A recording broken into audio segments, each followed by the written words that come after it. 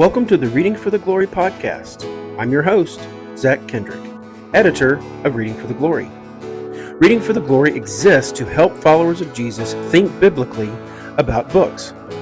For more information, please visit readingfortheglory.com. This episode is brought to you in part by Airbender LLC. For our listeners in the Birmingham, Alabama metro area, Airbender is the HVAC company to call for quality and reliable residential heating and cooling services. Airbender is a BBB accredited company that offers the complete suite of HVAC repair and installation services. To request your free estimate, call 205-603-9306 or click the link in today's show notes. Airbender LLC, keeping you comfortable in all seasons.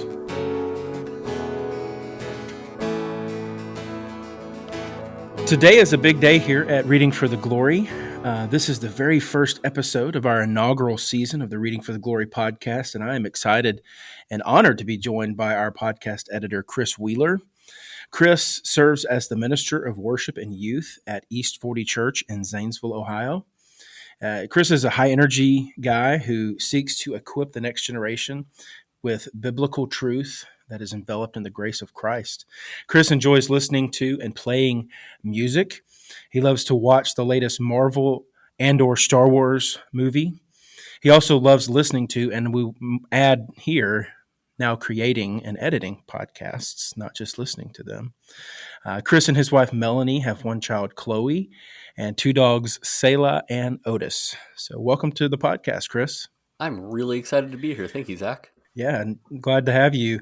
So just one quick observation. I don't think it's an accident that a worship pastor has a dog named Selah. Is that 100% on purpose? We rescued her from a really abusive farm. She was a full working sheepdog. Wow. And when we took her in, we decided, you're retired. It's time to rest. Your name is Selah. I was about to ask that. That is awesome. Yeah, that's pretty cool. Well, so before we get into our formal discussion, because the purpose of this podcast today, the very first one that we are launching, is to discuss the life and ministry and influence of the late Timothy Keller. I wanted our audience to get to know Chris a little bit better. So I'm going to ask you a few questions, kind of a lightning round, I'm going to call it. And I think we're going to plan to do this with all our guests, just to kind of do a little icebreaker and get to know our guests when they're on for the first time. So I'm just going to ask you a couple questions, and you just give me 1 or 2 word answers, and then we'll move on to the rest of our conversation. Does that sound good? Should I be nervous? No. Okay, good. Where did you grow up, Chris? I grew up in the outskirts of Seattle, Washington, in a place called Everett. I mean, if you're from there, it's not the outskirts, the closest place to it. And then I moved when I was in high school to the mountains on Highway 2 in Washington. So grew up in middle of nowhere. So Pacific Northwesterner. Yes, sir. By trade or by birth, now that you live in the heartland of America. Yes. Is it still cold up there? You didn't want to come any further south? Exactly. Yeah, actually, Seattle is pretty temperate by comparison to the rest of the U.S. Like, it doesn't get drastically cold, doesn't get drastically hot. It just rains all the time. Yeah. So at least you get sunshine in Ohio, even if it's colder. I get tons of sunshine. It's great. Yeah. So what's your favorite color? Favorite color would have to be maroon. That's a very specific, instead, not just red, it's maroon. It's very fortunate because the closest high school, their colors are maroon. So it works out that, go John Glenn, that I just happen to have their colors as my favorite color. I just made the connection. Is Zanesville, Ohio, where the astronaut John Glenn is from? Yes, sir. There you go. Well, that's cool. So you're the youth that you teach are not only reaching for heaven, they might be astronauts in real life. Reaching for the stars. So what's your favorite food? I'm going to go high class and low class. Okay. Sushi is my absolute favorite, but then I'm a youth pastor, so anytime there's pizza, I'm diving in. There you go. So are you pizza like Little Caesars cheap pizza, Totino's cheap pizza, or like just a run-of-the-mill Domino's Depends on the budget that I have. Gotcha. If I'm buying it for myself, I'm going with, there's a place called Picnic Pizza here in Zanesville that is fantastic, authentic Italian. The guy's Wow. from Italy. Wow. But if I'm buying for the youth group, it's absolutely the cheapest we can get. Little Caesars. Yeah, that was me Yeah. in youth ministry. I lived on Little and got sick of Little Caesars pizza. Oh, yeah. When I was in youth ministry. But all right, so I'm getting hungry. Let's stop talking about food. What's your favorite sport to watch? I would have to say baseball. I'm not a big sports guy, but I am 100% a Mariners fan, Seattle Mariners through and through. I keep track with their seasons fairly regularly. Well, growing up, it was back when Ken Griffey Jr. was out there, probably. Oh, So 100%. King Griffey Jr., A-Rod, all those, yeah. Gotcha, yeah. This is probably a dumb question, knowing that you're a music pastor, but what is your favorite hobby? Backpacking. Really? Yeah, our big backpackers, my wife and I, our honeymoon, we spent backpacking in the Rocky Mountains. Every vacation we would go on was backpacking until we had a kid. And then you carry her backpack. Yes. Yeah. Which is probably just as heavy as going backpacking. Yeah, absolutely. So besides the Bible, so we're going to assume that's your favorite book. Besides the Bible, what's your favorite book? Oh, I would have to say The Stand by Stephen King. Wow. I think I could see you being a Stephen King fan. 100%. Yeah. So you're more of a fiction guy than a nonfiction guy as far as books are concerned. Yes. Yeah. Which makes sense with the Star Wars and Marvel. And yeah, I like to disassociate from the reality. I gotcha. Now we're going to transition to our formal conversation about the life and ministry of Timothy Keller, the late Timothy Keller.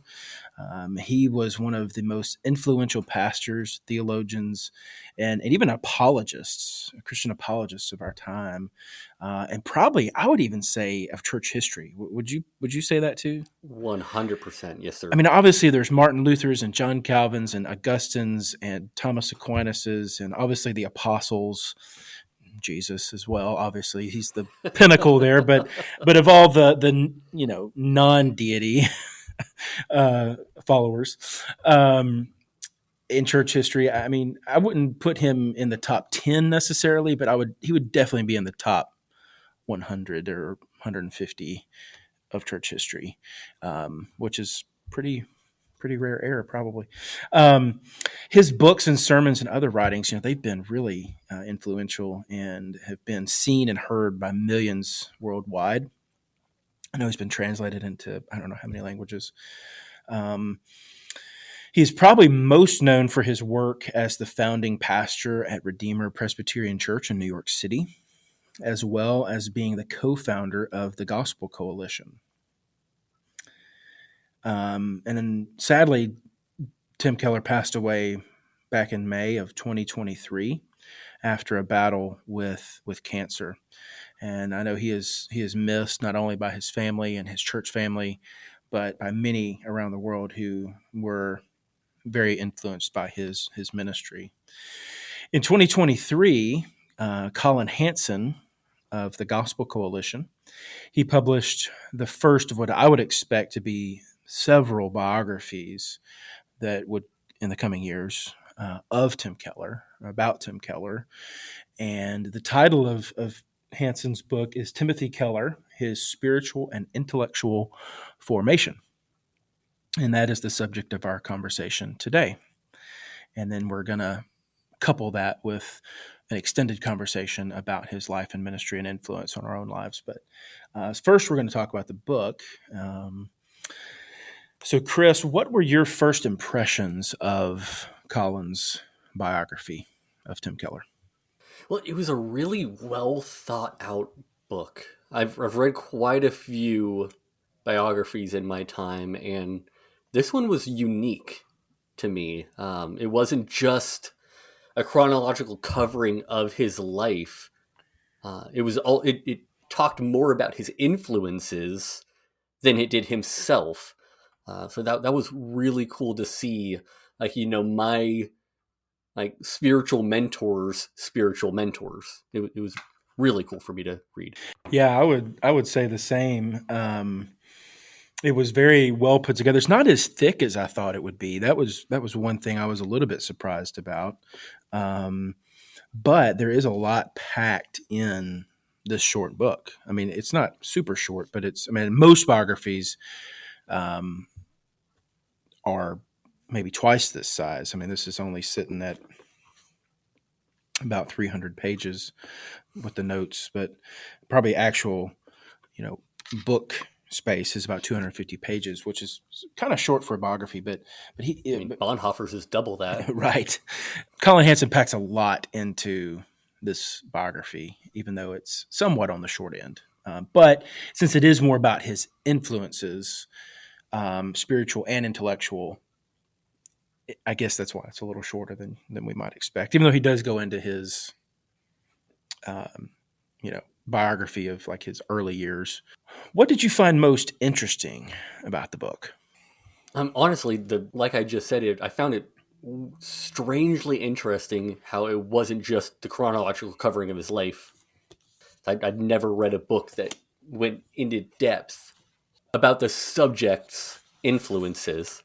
So that was really it was a little weird for me to adjust to at first. I mean, because yeah, it did go chronological, but then it also went into that, Mm. and that was like honestly the most interesting thing. I heard a lot of names I had never heard before.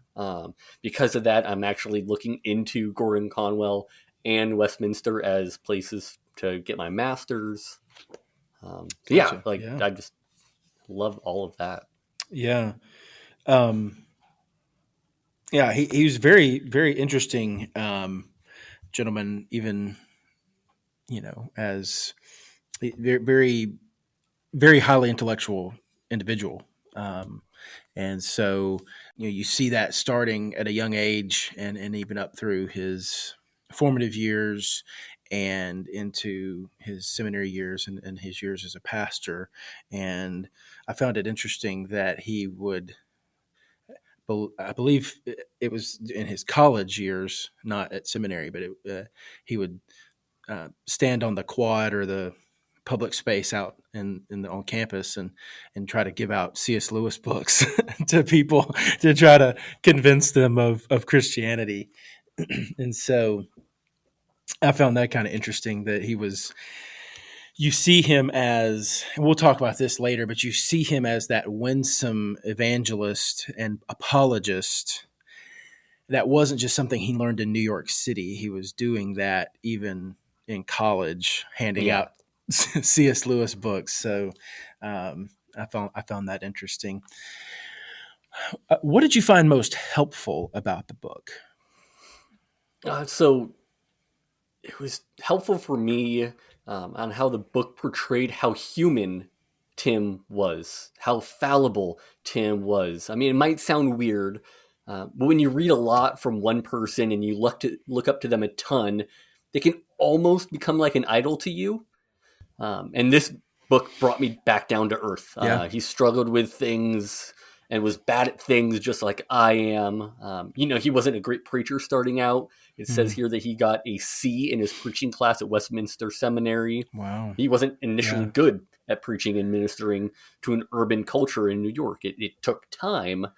Right. So it gives hope for, dummies like me who were just starting out. Well, you're not just a dummy starting out, but anyway, yeah, I probably only Jesus would. I don't know. Some people might flunk Jesus on preaching. Who knows? But I think only Jesus can start out well. Sermon on the Mount. It's hard to Absolutely. beat that.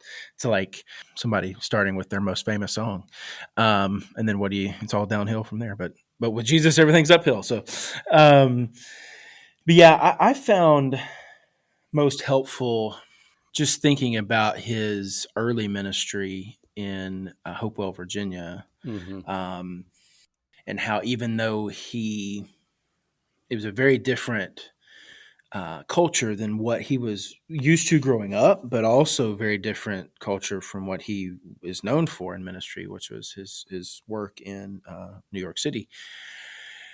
But he's still, because he's known for contextualization and meeting people where they are, and he definitely did that in Hopewell. And He wasn't, again, perfect at it, and he was kind of bumping his head as he went along. But he learned ministry there in Virginia, and he still had things he applied in his ministry in New York City that he was honing in Hopewell. So found that most helpful for me because we all have room to grow, and so that was Yeah, I encouraging. don't know how he did it all there.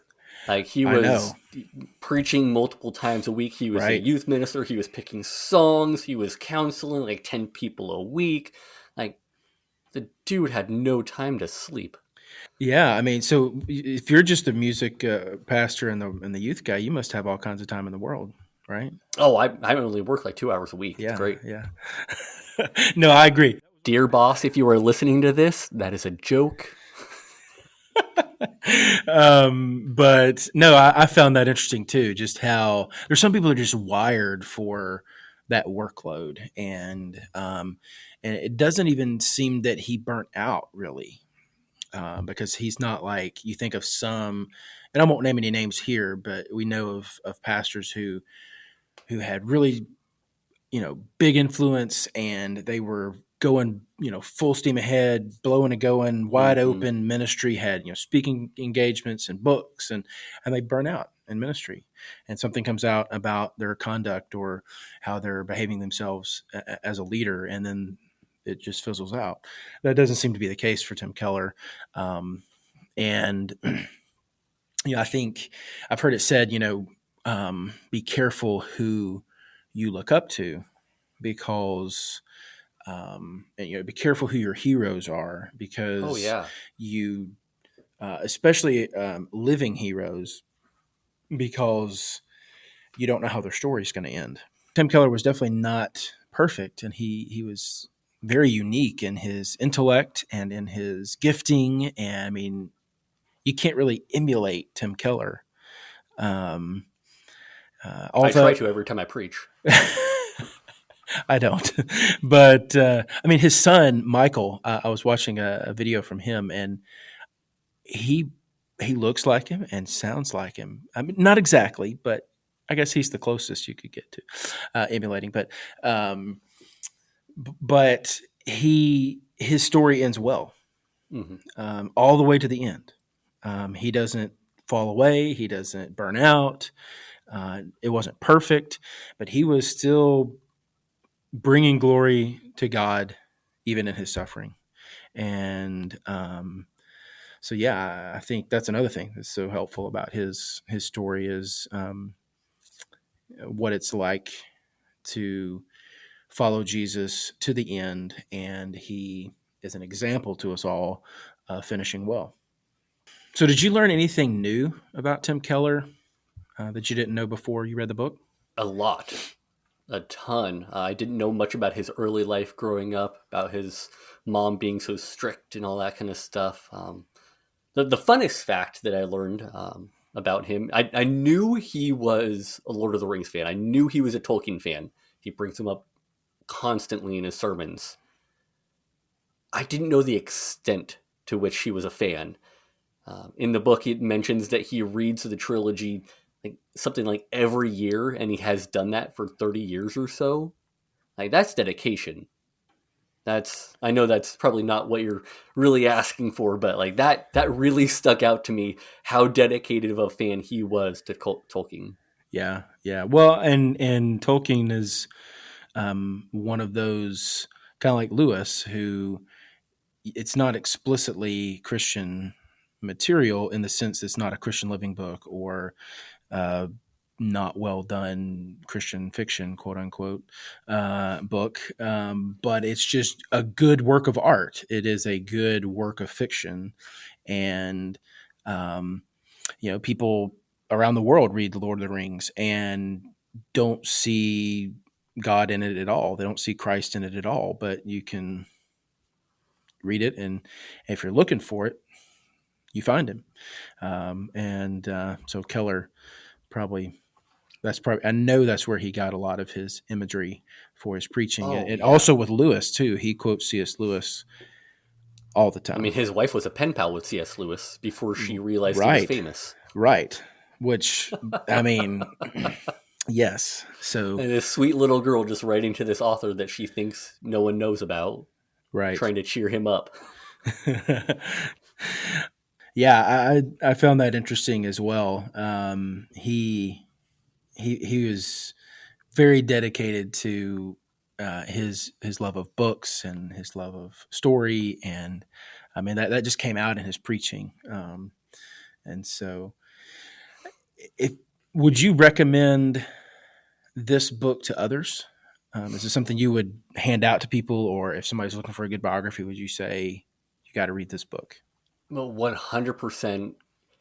If you are a fan of biographies or Tim Keller or just church leaders, Yeah, any yeah, of the three, 100%. yeah, yeah. Um, Probably not a book for everybody out there, but maybe. But yeah, I would recommend it too. Just to anybody who is a follower of Christ, even if you're not in Christian ministry.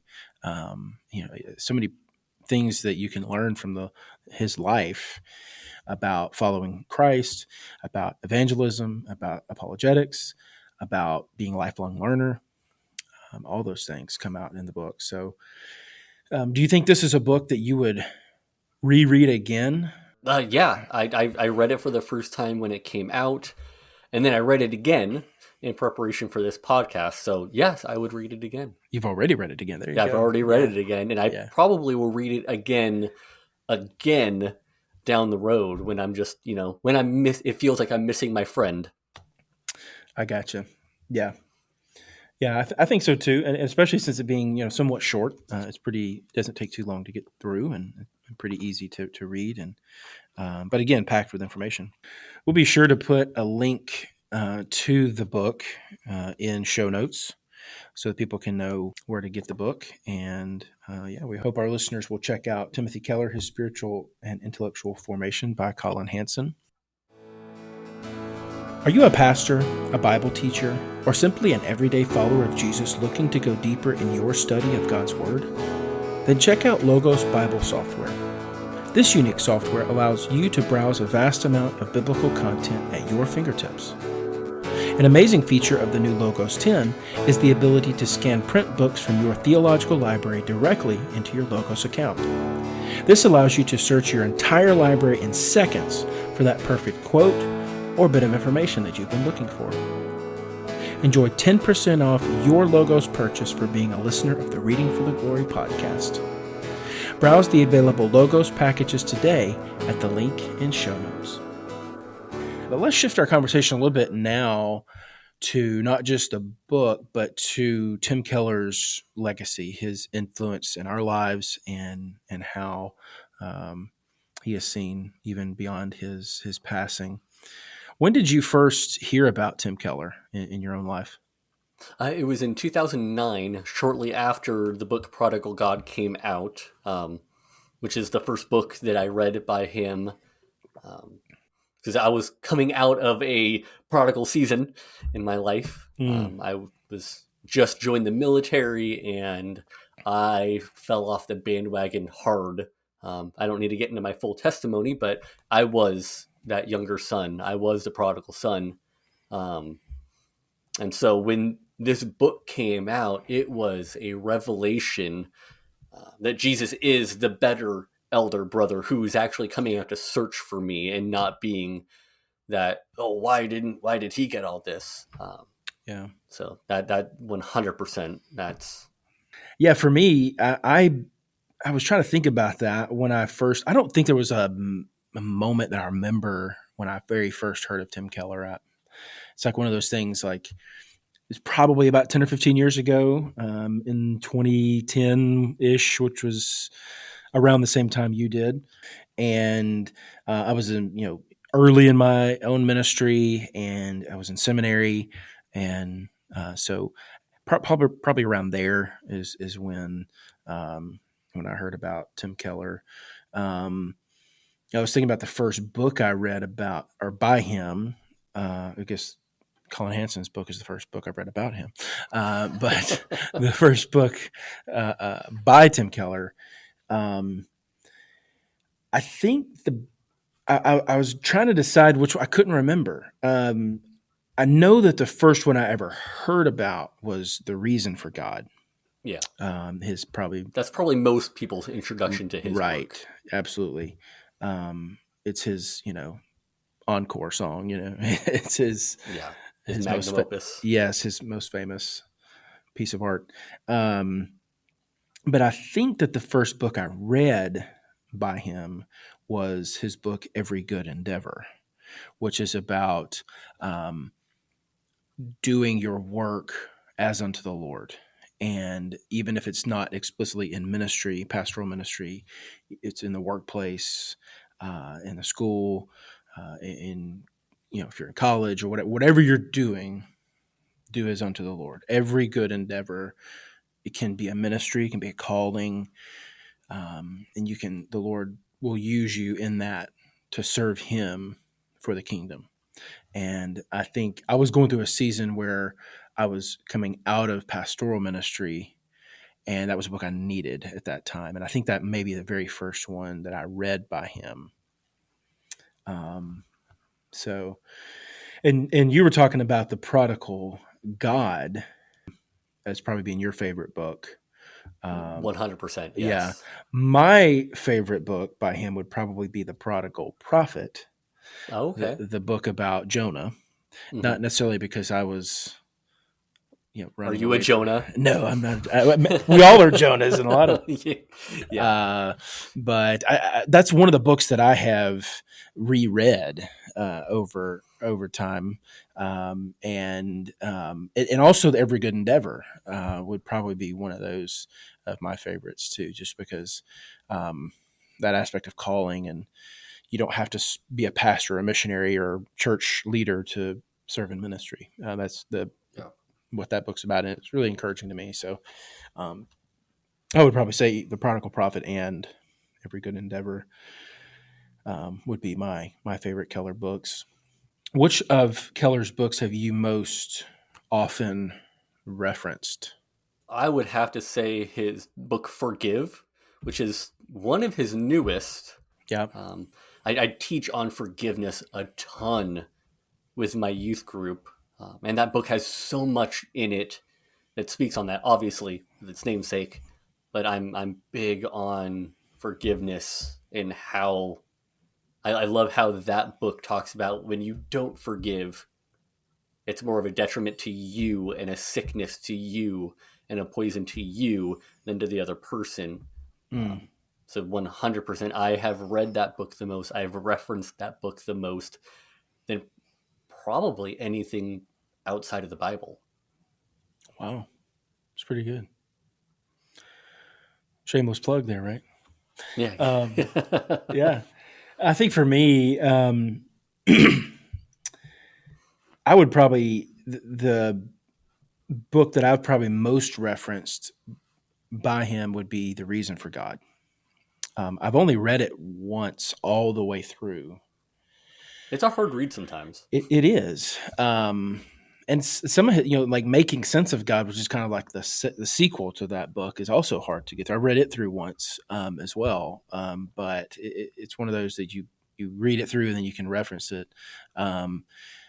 Getting in preparation for teaching about apologetics, something like that, I've used the Reason for God, his arguments for natural law and understanding the difference between right and wrong, and how all cultures have that. Where does that come from? Mm-hmm. It comes from God, and that's an argument for the existence of God. And so he articulates that well in The Reason for God, and I've referenced that chapter specifically over and over. So, The Reason for God would probably be my most referenced. Probably a book that I reread every year is Hidden Christmas. It goes through kind of gives a profile of Joseph and Mary and the wise men and the shepherds, and it goes through how our culture Christmas is like the one holiday, maybe Easter too, but more specifically, more popularly, Christmas is that time of the year that everybody's talking about Christmas. And yes, nowadays it's mostly about Santa Claus and Christmas lights and cookies and Hallmark movies and all that. But the true reason for the season, not to be cliche, but the true reason we celebrate Christmas is still underlying a lot of that. And it gives you an opportunity to have conversations with people about the gospel and about Jesus. And that book kind of helps me think through that every year. So, Hidden Christmas is one of those books for me. Which book of Tim Keller's would you most recommend to somebody? Oh, that's a good one. I would say another recent one from him. It's called Hope in Times of Fear. So it's one that he wrote as he got the cancer diagnosis. Yes. And And then, COVID was COVID, yes. coming on and all that. Right. And Yeah. it was just him unpacking his own fear Right. in the world, and just saying, hey, yeah, it's scary, but we have a good God that we can trust. Yes. And that one brought me so much peace that I think anyone, no matter left, right, up, down, can glean something from that book to be hopeful about. Yeah. Yeah. That's a book we actually have an article about on readingfortheglory.com. So listeners can go on the website and search for that. And yeah, I would probably recommend The Reason for God. I know that's a book here recently that I've actually given away to someone who is agnostic in his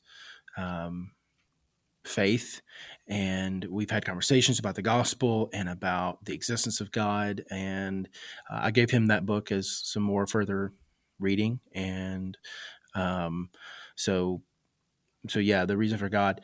Or if it's somebody who is already a believer, I would probably give them Every Good Endeavor, especially if they're not in ministry, because I think a lot of people who aren't in ministry kind of struggle with how they can leverage their career for the sake of the kingdom of God and for the sake of the gospel. And that book really goes into that. And so I would probably recommend that one. So you were saying before we started officially recording the episode that you had at one point for a couple of years there listened to not every, but a sermon a day by Tim Keller. Yeah. Which is amazing. So you kind of, instead of reading The Lord of the Rings once a year, you were listening to Tim Keller every year. Yeah. I would, I have a few I'm a person of routine. And so, like when I'm taking a shower, I'm listening to a certain podcast. It's, about 10 minutes long. And, when I'm getting ready for the day, and then on my way to work, I had about a 35-minute commute, and I would just put on the Tim Keller latest sermon from his ministry. And I did that for a few years. Yeah. Yeah. That's I've heard him more than I've read him. Yes. So since you've listened to him a lot, I've probably read him more than I've listened to him. But what would be your favorite quote? I can't narrow it down. I have two that I really cling to. So one, when he's talking about people that are skeptical about God and Jesus, so his quote, "Describe the God that you've rejected. Describe the God you don't believe in. Maybe I don't believe in that God either." There's a lot of misconceptions that people have about God and about Jesus that are frankly untrue. Yeah. His book, The Reason for God, it talks about the truth of God. And he also believed that a lot of people are skeptical, not because of the truth of God, but because of the goodness of God. They don't believe that the goodness is there. And if you really dive in, if you really look at it, it's not true at all. So I love that quote. The second one would be The gospel says that you are simultaneously more sinful and flawed than you ever dared believe, yet more loved and accepted than you ever dared hope. You stole mine. Ha! Yes. Yeah, that was mine, man. No, absolutely. Absolutely. Yeah, it's just like We think too highly of ourselves and not enough of Jesus.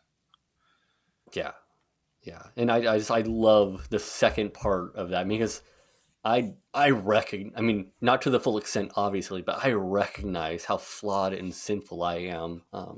If you know me, you know I have a pretty tumultuous past. Some drug abuse, some alcohol abuse, some other types of abuse in my past. So I know how sinful I am. It took a long time for me to come to terms with how loved and accepted I am. Even after I believed, long after I believed, I had a hard time wrapping my head around that. I think the flip side of that sometimes is, I think there are a lot of believers who probably definitely struggle with the gospel and the way that you just described. But I think the danger of somebody who grew up in the faith, grew up in the church, is the fact that we're more sinful and flawed than we ever dared believe.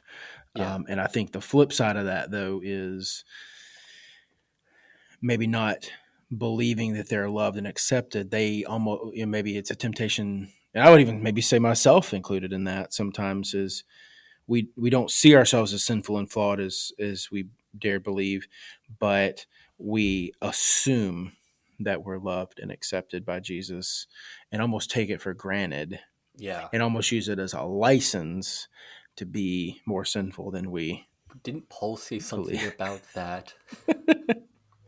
I believe he did. I believe he did. I mean, that harkens back to my favorite book, Prodigal God. Yes. Yeah. One, is talking fully about the younger brother, and the one other is fully talking about the elder brother. Absolutely. Yeah.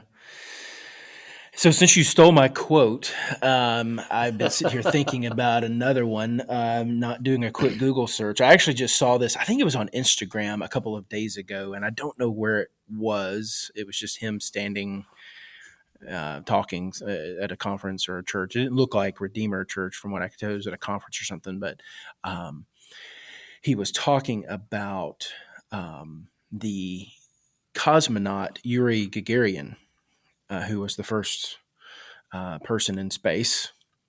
And he was talking about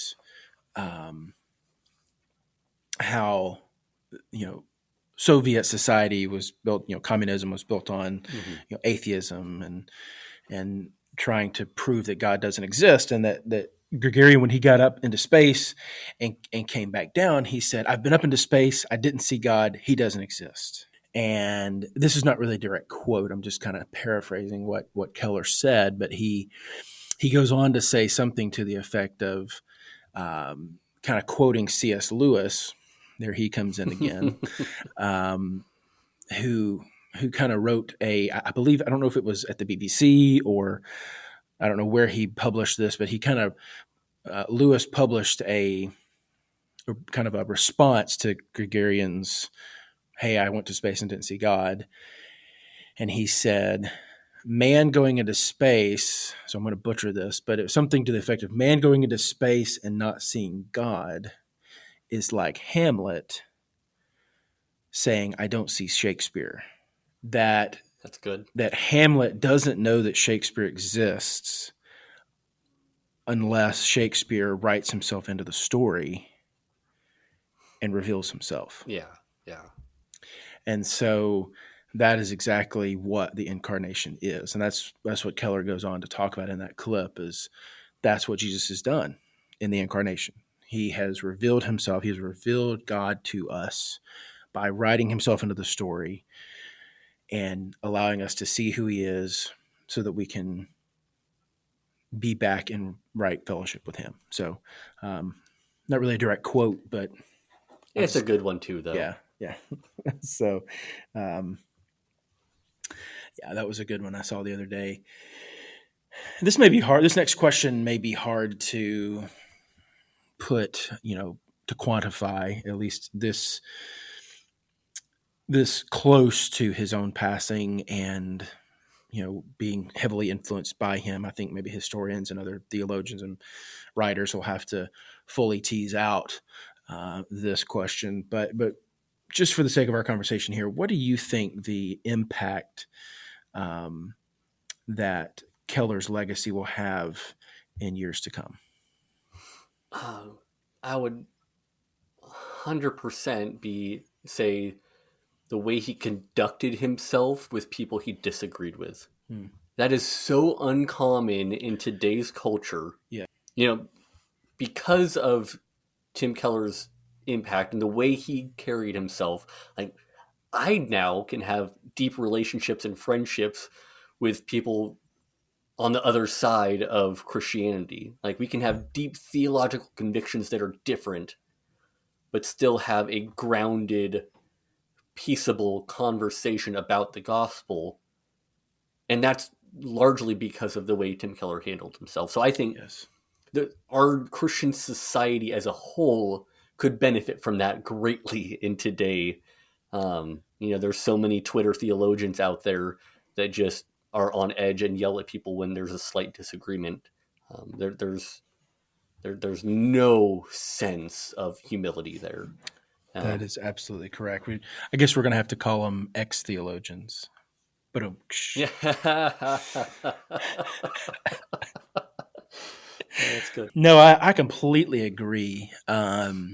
He being a pastor, a church planter through Redeemer City to City, even putting resources out there through the Gospel Coalition and the conferences that they had and still have, and the legacy of, I think the Gospel Coalition itself is going to be his legacy, or one of his legacies.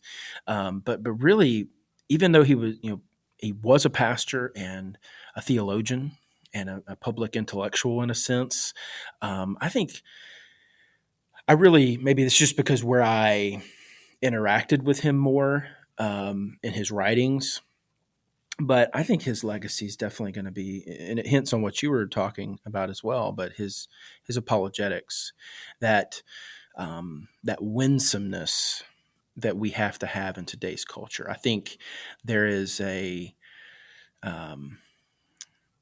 mindset among maybe some in the older generation about engaging in evangelism.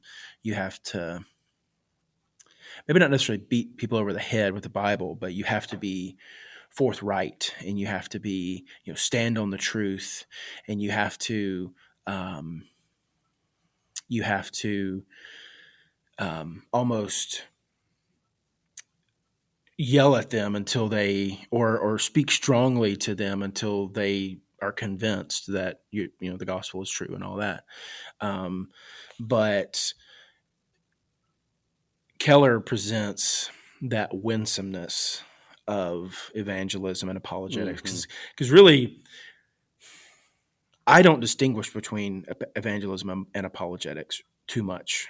To me, apologetics is evangelism. Yeah, because everybody who is not a follower of Jesus needs to be shown that they, obviously it's through the power of the Holy Spirit, but the Lord can use arguments and even our own lives can be apologetic to show compassion and the gospel through the way we live. But you don't do that by holding up signs that say, God hates this segment of the population, fill that blank in. You do that by sitting down and having a cup of coffee with them. You do that by building a relationship strong enough to carry that gospel.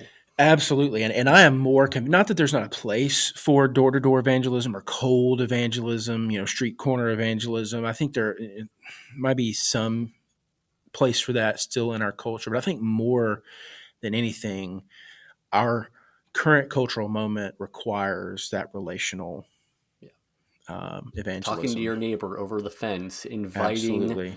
the person you really don't like at church for dinner. Absolutely. And I think Tim Keller really exemplified that in his preaching, but also in a lot of his books on apologetics. And I think that's how he's going to be remembered. I wanted to read this as we close our conversation, and it hits on what we've just been talking about. I was trying to think of maybe a Bible verse that, obviously Tim Keller's not in the Bible, but a Bible verse that might sum up his life and ministry.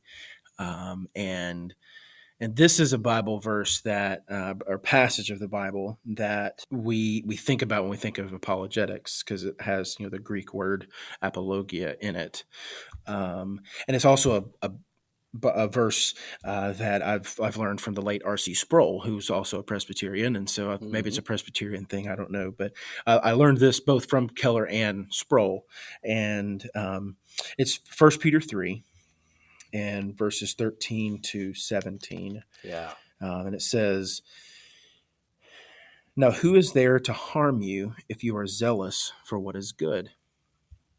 But even if you should suffer for righteousness' sake, you will be blessed. Have no fear of them, nor be troubled. But in your hearts honor Christ the Lord as holy, always being prepared to make a defense to anyone who asks for the reason for the hope that is in you. Yet do it with gentleness and respect." There's that winsomeness. "Having a good conscience, so that when you are slandered, those who revile your good behavior in Christ may be put to shame. For it is better to suffer for doing good, if that should be God's will, than for doing evil." And I think there's a lot of apologists out there and people who are,